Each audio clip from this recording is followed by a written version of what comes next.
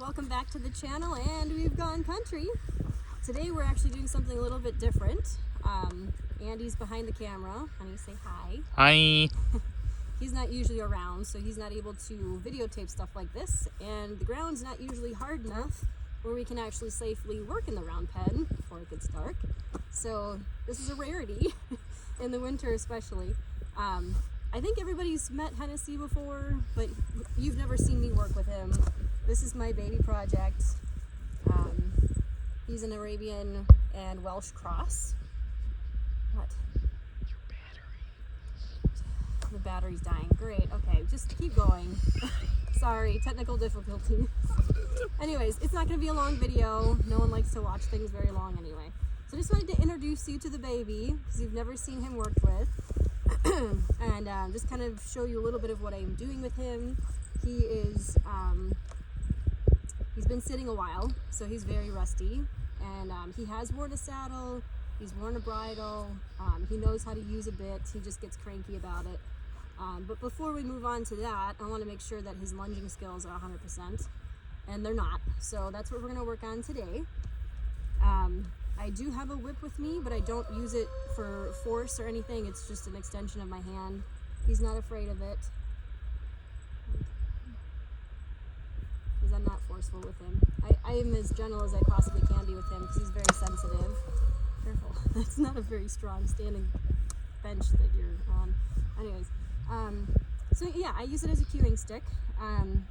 And also to keep him out of my space, because he's a very friendly horse and he always wants to be in your space, and he wants to be given attention and treats and cuddles, and which is very cute, but it does often get in the way.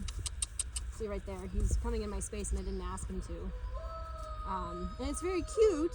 I love that he's a cuddly horse, but it's really easy to let him come in when he shouldn't be, and then it translates into bad behavior. So anyways, the other thing I'm holding here is my lunge line. It's a nice long, extra long lead rope, cotton, so it's nice and thick, so if he tries to pull away from me, which he often does because he's still learning, it won't rip my hands apart, which is good. There's also this nice little rubber stopper on the end. All right, buddy.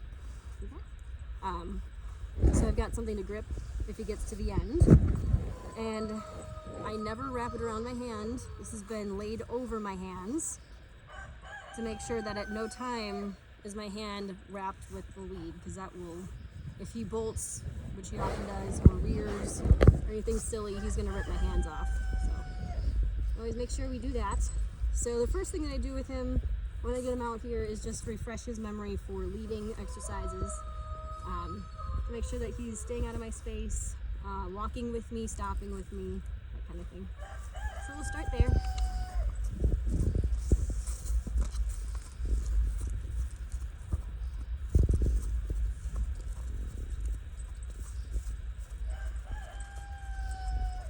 He's actually paying attention pretty well today.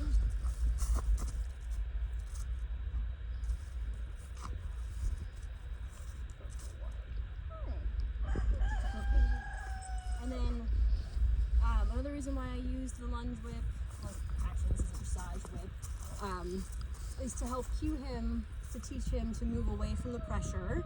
And the reason why I do that is when I plan on riding him, I want to make sure that I've got something that's going to carry over from groundwork into the saddle. Because if I just use my hands and then I try to ride him and he's got leg pressure, he's not going to understand what that means. So if he understands what the whip cue is on the ground, he'll better understand it when I ride him. So he knows this pretty good.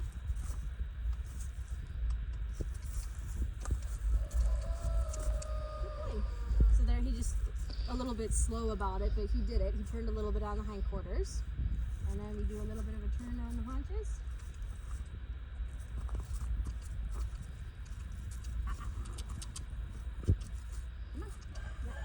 Getting confused. There we go. So when he gets confused like that, then I reinforce with a little pressure on his face. The reason why he gets confused is because he also knows a trick. So the exact point of where the whip is can be confusing for him, because he's not sure if I'm asking him to come toward him or away from him. So he just needs more repetition on that. We'll see if he remembers that trick.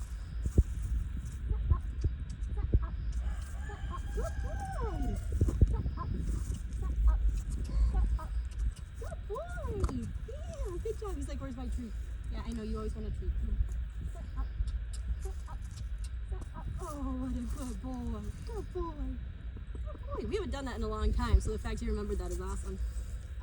But it does kind of confuse him a little bit when we're doing groundwork. And side pass. Side pass. Side pass. Side pass. Side pass. Side pass. Okay, so we're going to do a different one. Good boy. Good boy. So there he just got a little confused about the whip pressure again. Once again, that's just going to take a little time, but you can see the effort that he's trying to do what I'm asking. He's just confused. And that just takes time, takes practice to differentiate where exactly the cues are supposed to be that are telling him exactly what he wants me or what I want him to do. So he gets it eventually. All right, so we're going to work on lunging real quick and just see what kind of horse we've got today. He seems pretty chill right now, but that could change very quickly.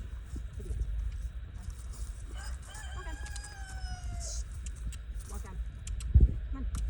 Walk on. Shh. Don't be lazy. Come on. Shh. Ah. Walk on. Okay, we're gonna poop. He's like, what? Now we have to work? I thought we were doing tricks. Come on. Walk on. Good boy. Good boy.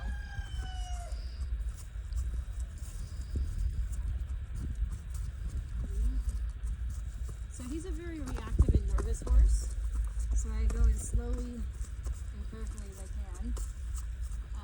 The other thing is, I never hold him like this. Easy. Walk. Because when I held him like this, I didn't have much power against him when he bolts away from me.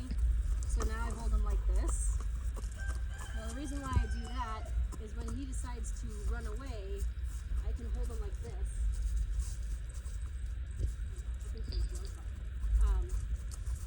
And that gives me a little bit more of a power stance against him when he bolts away from me.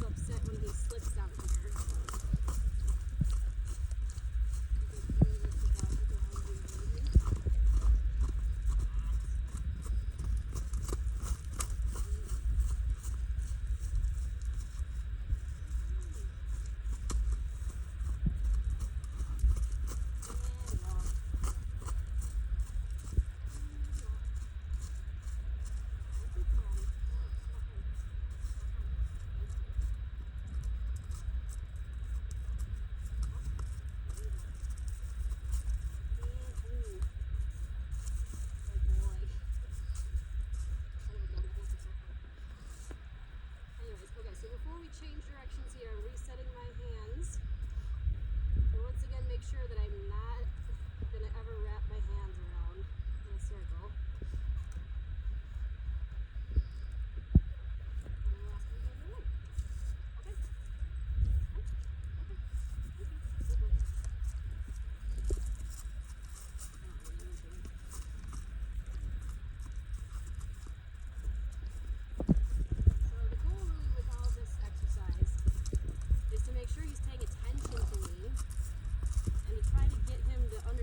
The difference between walk, trot, and canter cues and stopping cues, but also to make sure that he's being respectful, learning how to give pressure, and doing that all without panicking and being scared of everything, and learning that he can trust me and he can relax.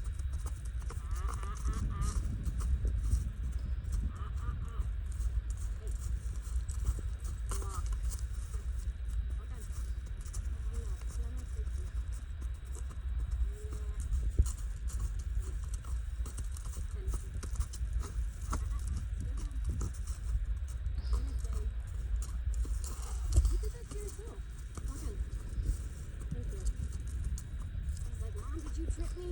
No, I didn't trip you.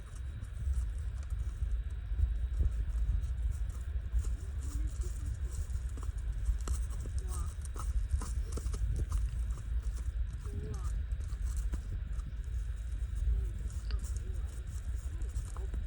So my trot cue is just pointing. Stay on his face. He's pointing in one pluck. Make sure he's paying attention. He's gonna nail you. Good boy.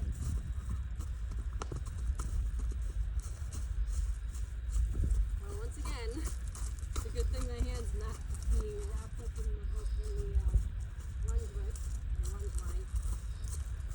Because he does stuff like that.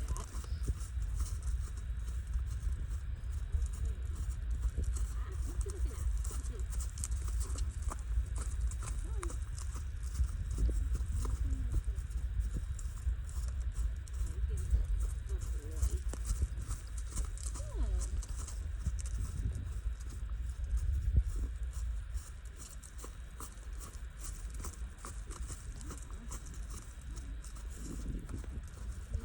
Cheats in a little bit on this side.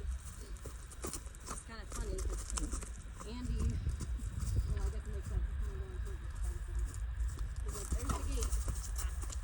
Hey. I don't know what that is. Oh, I think he's spooked at one of the chickens. He's a handful.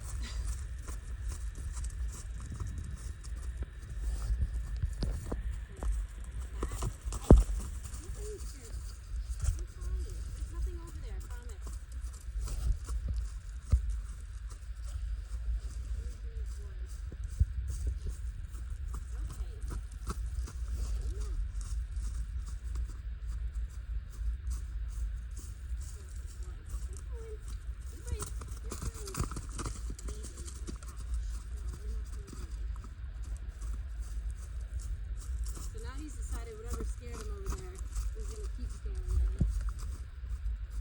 So that'll be the goal of this exercise today. It's just to continue working with Junior until he can relax a little bit with on it. You're fine. You're fine.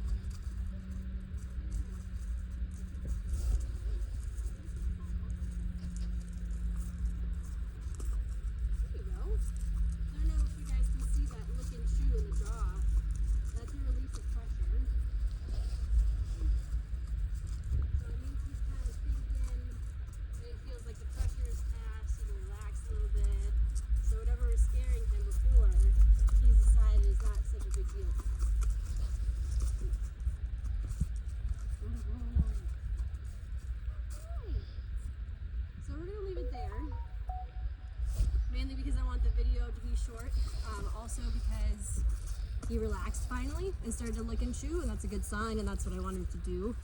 I want him to relax. Right? Right, yes, that's the whole point, is to relax. Yes. So that's our session today. Check in again and we can follow his progress together. Hopefully we can get him under saddle. We'll see. We'll finish the round pen so I can actually do more of this. Hennessy says goodbye.